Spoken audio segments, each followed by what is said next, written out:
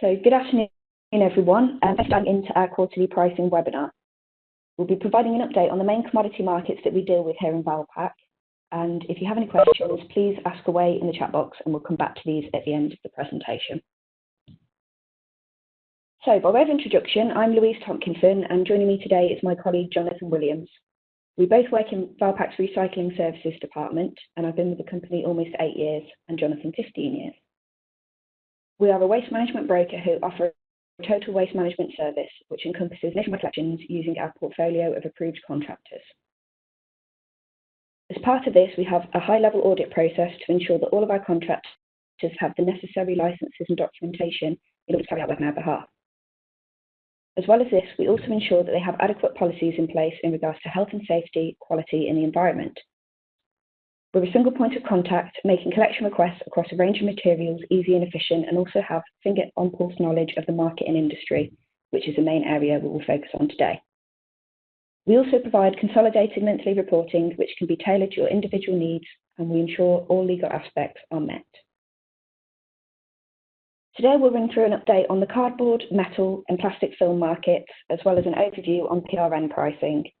We'll then take a look at what's in the news in relation to the current market conditions and touch on further upcoming Valpak events that may be of interest to you.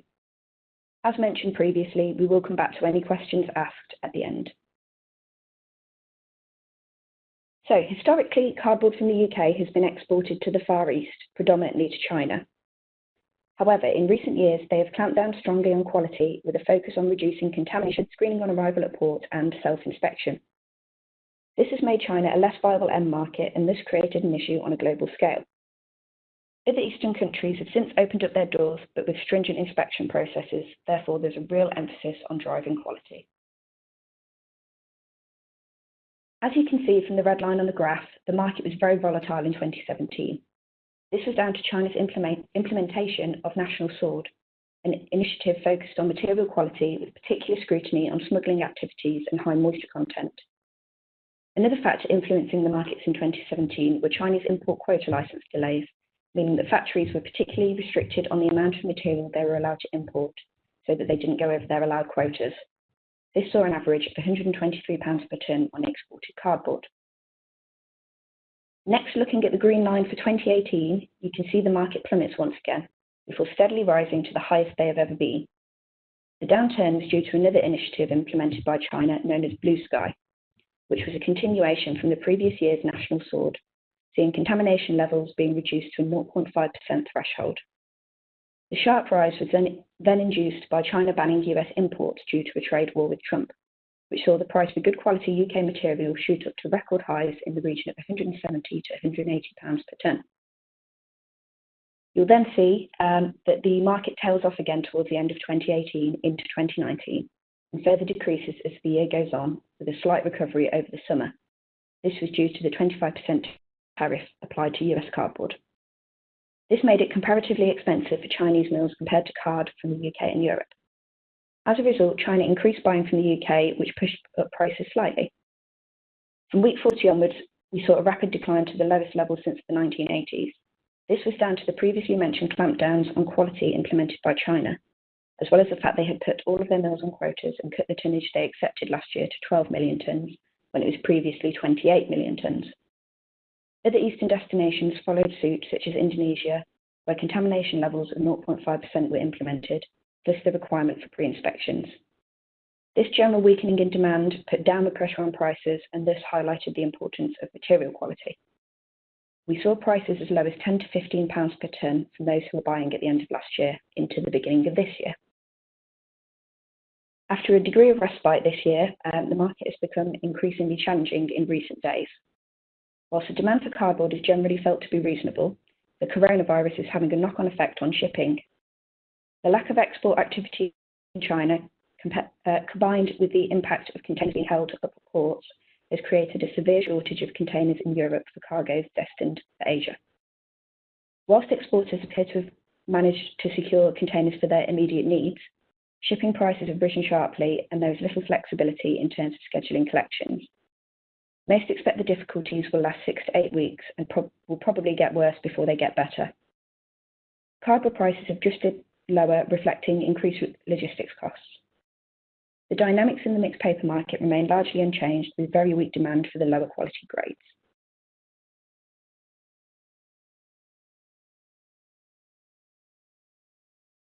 Unlike cardboard, the metal markets have been much less volatile over the past few years, remaining reasonably stable.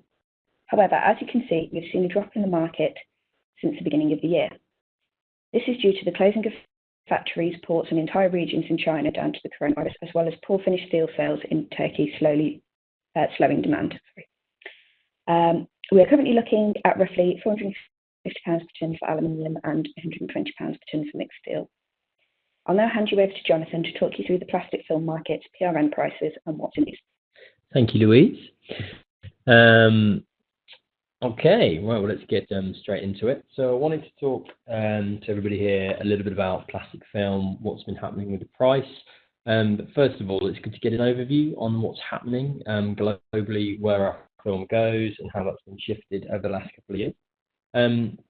So as you see on the screen in front of you, what we've got is a graph comparing 2018 plastic exports to 2019. And as you can see, there's been a huge shift for destinations away from China after the ban, which Louise previously mentioned, towards OECD countries. So Turkey now is the #1 UK destination for UK material, briefly followed by Netherlands, Germany, Poland. So there's a big shift as China moves away from importing waste, plastic and cardboard. And obviously Turkey is trying to drive its economy. So they're importing a lot of the material at the moment. There are some concerns over this. While it's good news that recycling is happening closer to home and we're less dependent on China, there are issues with, especially Netherlands, that they can just be used as a holding base and then further forwarded to other facilities. So we aren't able to get a full track of where material is being recycled. But I think it just shows it's important to understand the move away from Asia generally in terms of recycling and capabilities, and how this additional capacity has been brought on over the last few years. This has been made possible by PRN rates, extremely high ones, and able to kind of fund new infrastructure. But I think it's important as well to say that the accreditation and the license required to export to Europe is not as strict as it is to non-OECD countries, whereas if you export to China, you'll need broadly equivalent data, licenses, pollution certificates, etc. Whereas if you are accredited to export to Europe, the Environment Agency application requires that you just name the country. So there's much more relaxed regulation. So we have to be careful, because there are still instances with exports of plastic not being handled appropriately and some plastic being dumped. I think we've all seen the documentaries through Hugh Fearnley-Whittingstall and Sky. So it's really important, and this is some advisory as well. If you are sending material abroad, to know exactly where it goes, you can check the licenses, you can do that through your waste contractor, etc. But yeah, it's good to get a feel of the shift, and you can see on the graph as well. Germany's a big player, Poland, Spain, and France. So a lot of OECD countries are kind of taking up that demand. The other good news for plastic is that the UK's domestic infrastructure as well is also increasing. This is good news, and I think there's an article recently where J-Plas are investing, I think, £10 million into a film reprocessing plant. Now, I think the total figures are, let's have a look, just over 120,000 for 2019 Q4. So I think it was, it recycles, the UK recycled 450,000 tonnes in 2019 compared with 385,000 in 2018, and more than double the 174,000 tonnes recorded in 2010. So this is good news that we are able to increase the infrastructure. However, an important note is that we're nowhere near, and we do not have the capacity to recycle everything that we create, and that's why these global markets are still really important. as I said earlier, it's maybe could be viewed as good news that OECD countries are able to accept that rather than non-OECD. So we were able to audit the material much more strictly. However, we're still quite far behind in terms of being able to handle all of our own domestic material. Okay, and let's move briefly on. So now I wanted to just talk about prices. So just to give you a quick overview of how plastic has done over the last few years. So 2017, look at the blue line, and what we see is a steady decrease in plastic film. It was a bit of there was a large overcapacity, undercapacity, so prices were pretty muted. Same for 2018. This is all after China's plastic ban, the various ones, National Sword, Blue Sky, huge increase in inspections. And then 2019. Now, what happened in 2019? This is where the UK was worried that we wouldn't hit our recycling targets. So what you have there is a huge, basically buying increase to ensure that the material is recycled. So PRN. So if you look around March, April time in 2019, that's when Q1 recycling figures were released. We were very short, so there was a huge panic buy, and those prices, we'll come on to the actual PRN rates later, but these are the raw material prices. However, we have to remember that those prices do include the value of the PRN as well. So the 90-10 that we refer to in the top of the graph, that's 90% clear film, 10% coloured, and that's ended the year just over £100 a tonne, but if we look at the purple line for 2020, it's still sneaking up. So there's still a strong demand for A, the material, and B, for those PRNs to be purchased.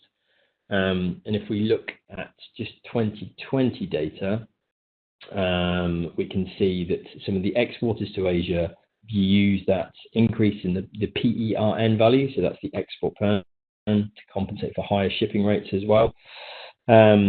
And that the UK can use that PRN to ensure that material is maintained.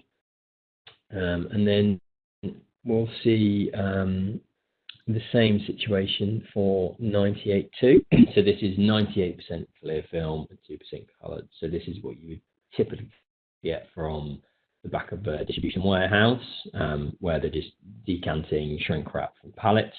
And again, it's a similar situation. 2017, you see a reduction. 2018, you just see a relatively flat line as plastic moves on. But again, 2019, you get some very, very high values of material. And we can see the purple line for 2020 just creeping up to 350. So these are some, really, really high values. But if you remember that PRN can be worth up to £350, that's almost the whole value. These, and just to make a point, these are average values. So, that's just taking an average for the month for each one. So at the moment, it's making hay while the sun shines. If you're getting good rates for your film, or you should be. So let's just move on. So to put that into context, and especially with plastic and aluminium, we have to have a look at PRN rates. So as you can see from the graph on the left, these are 2020 PRN rates, and I think importantly, it's good to look at how plastic has started and focus on that. And you can see these are average rates. So for plastic, it's crept up from 270 up to 87. However, that's a high of above 300 February and a low below 287. So these PRN rates, I think this week are trading anywhere from 325 to 350. So we're still replicating last year on that. So just to kind of summarize plastic with material prices and PRN values, 2018 we missed its in-year target by 50,000 tonnes because we had such a great roll-in from 2017. Could it recover to meet 2019 target? So there was I think last year there was a Q on average price of 127, but it missed its Q target for 25,000 tonnes, and then so it spiked up to 150, and then it spiked back down to around 290. However, then it returned back to a high of over 450 for the year. Now, these PRN values are opening up markets in Europe, Turkey, and Southeast Asia, as we've just seen on the previous graph. However, they're sustained and high. And I think it's just important to know that when you're looking at either compliance bills or you're looking at plastics that you might be selling at the back of a distribution center, whether you're getting that PRN back for your material or not, those are the kind of prices that you should be looking at. And if we move just briefly onto paper. Now, for the majority of paper historically, it's been trading in pence rather than pounds. The first 8 years of the paper PRNs, they're all average less than something like £2 a tonne on the open market. So it's important to see that paper now this year is currently between £9 and £10. So again, as Louise referred to earlier, China's National Sword Initiative marked the beginning of a new era for recovered paper markets. There was a scaling back in demand from China with stringent new quality standards, and this caused the displacement of fibre on a global scale. So the waste paper prices collapsed, certainly towards the back end of last year. And basically the PRN price, as it always does, is that mechanism. It helps support that material value. So then you're able to move that. There's more money to move the material to get it recycled. So last year was opened pretty high. The prices rose to around £22, just to ensure that material could still move. And there was I think a year high of £23 per tonne in June. However, once we knew those targets were going to be hit in a similar way to plastic, that kind of fell back down to a 36-month low of 50p per tonne last December. So it's probably worth saying as well, just to mirror what Louise says, China, its import licenses are very short, they're very small now. It's importing the smallest it's ever done, the lowest amount of tonnes. So there's a current movement of cardboard end markets to different places. We'll just move on to glass again. Glass has always been a relatively stable material, certainly in terms of PRN rates. If you look at the last year, for the average price for remelt and aggregate, 23 to 22, and this year it's opened, it's still in February, it's around the low 20s. So there were some small blips where aggregate recycling was pushing against remelt and vice versa, and some spot prices helped sustain that. And so the back end of last year, we had some remelt prices which continued to fall, which hit a low of £9.50, and then prices rebounded up to £50.50. But glass historically has always been relatively stable, and I think you can only hold on to so much glass, and then as soon as it has to be exported, it has to be recycled, and so what we get is a relatively stable PRN value. And we'll just move on to aluminium, because aluminium, again, similar to plastic, is one of those materials which has hit some very, very high prices. I think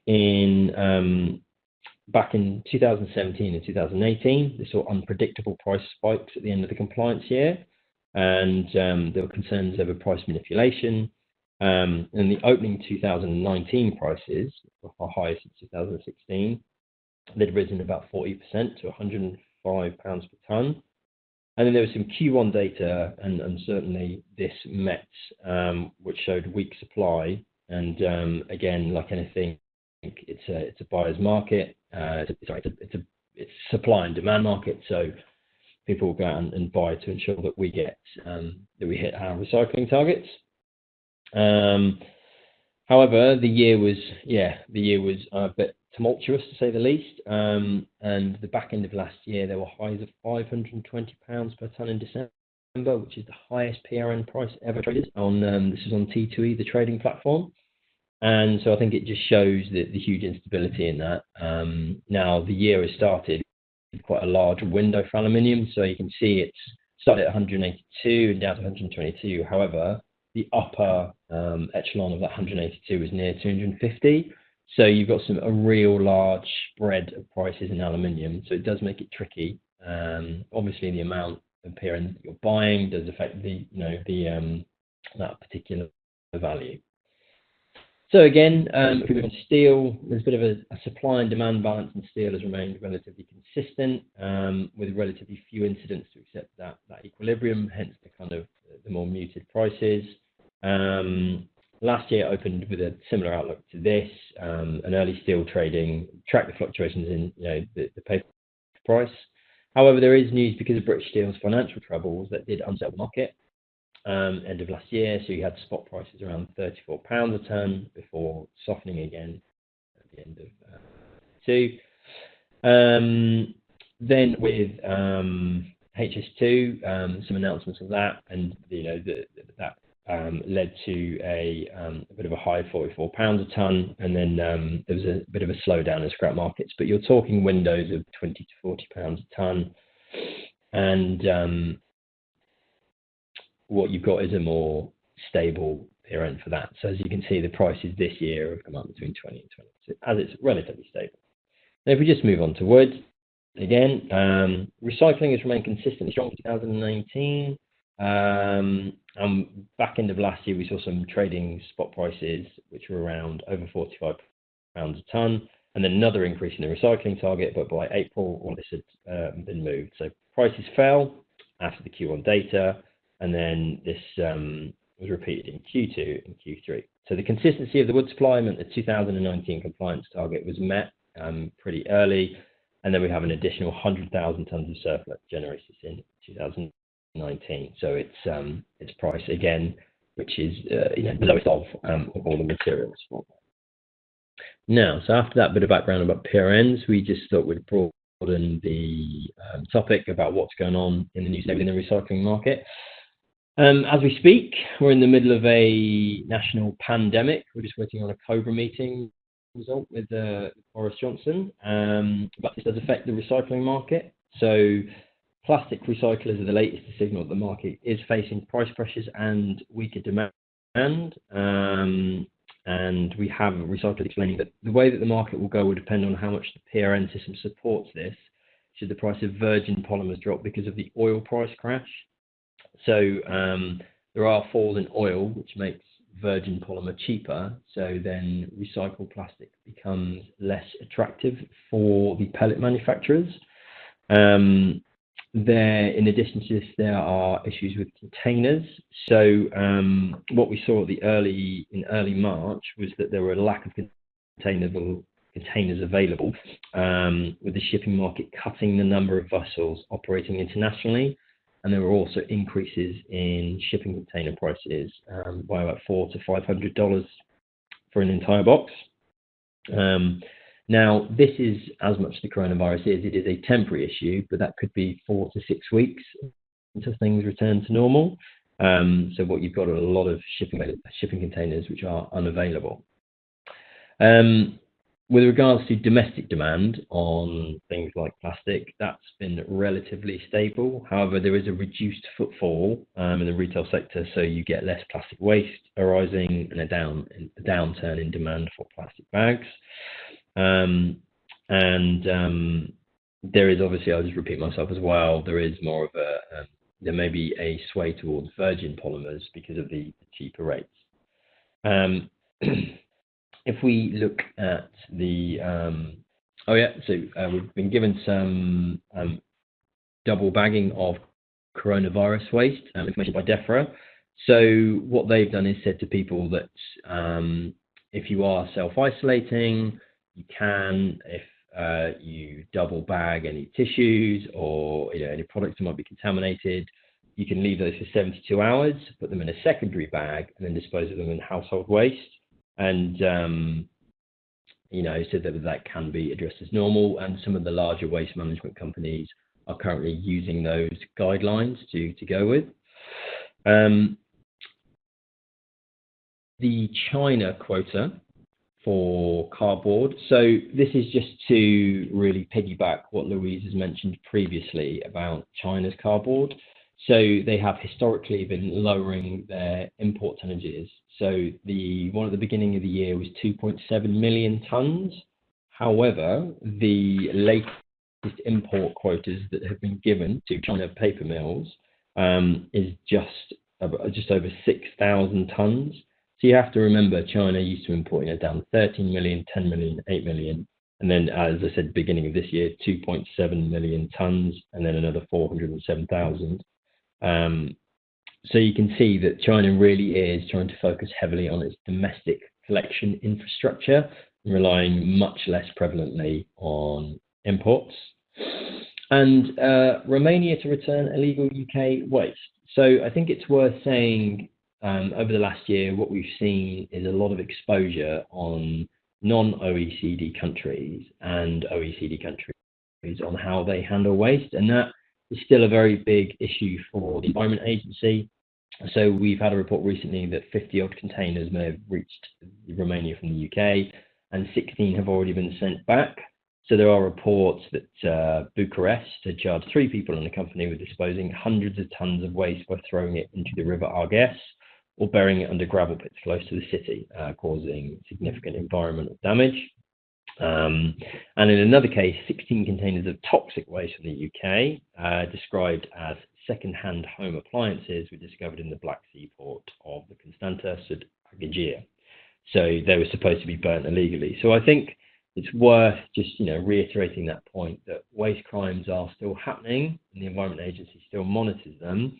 But I think we're in a much more stringent environment now, where countries like Romania will be sending this back and prosecutions will continue to go through. And finally, I think it's just worth saying that a big announcement in the news on the plastics tax. So Rishi Sunak used yesterday's budget to announce the tax on plastic packaging containing less than 30% recycled content will come into force April next year, 2022, and we set it £200 a tonne. So this will be a facilitator and leverage to try and encourage the use of recycled plastics and reuse of recycled content, and to help what they say is the scourge of plastics pollution. So as you can see, there's kind of a wide-ranging number of issues that are going on within the waste management industry. And I'm just going to pass you back to Louise. Thank you for listening. Okay, so on screen now are just a few upcoming events that we're hosting over the next few months. They may be of interest to you. And these slides would also be circulated after the webinar, which will include a link to our events page, as you can see at the bottom. So if you do wish to book, you can follow that link, and it'll also show you what's on sort of further afield from May. Okay, so thank you for listening. We'll take a quick pause now, just to see if there are any questions. And at the same time, if you would prefer to contact either of us directly, our contact details are also displayed on the screen now. So if you could just bear with us one moment, we'll just go on to mute whilst we have a look to see if we have any questions. Thank you. So we have just the one question, which is, does the plastic tax announced yesterday just include packaging brought into the UK, or does it also involve plastic brought into the UK that is then exported into the EU? So what we're going to do is we're going to get that verified by our technical advisors, and we will send the answer around to everybody. So thank you everyone for listening, and that is the end of today's webinar. Thank you, bye.